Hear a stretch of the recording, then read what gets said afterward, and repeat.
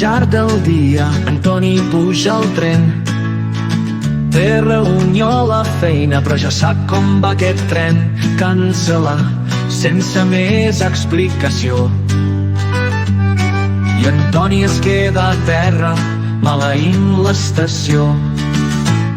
La Marta amb exàmens a prop veu com l'andana s'omple i la paciència cau en bloc. Un tren aturat a Borditxa, cap remei, i la Marta fa un TikTok per denunciar la situació.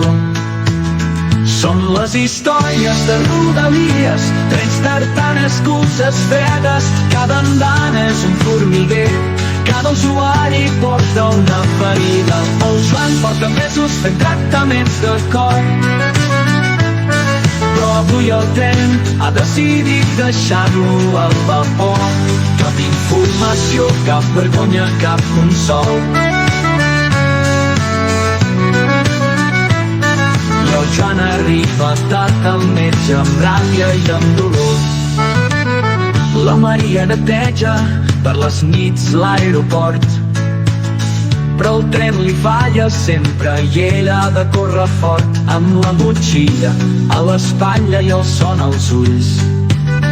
Arriba quan ja tot ha començat, com sempre contracorrent. Són les històries de Rodalies, trens que no arriben, mentides podrides passant per Vic, Sants o Terrassa.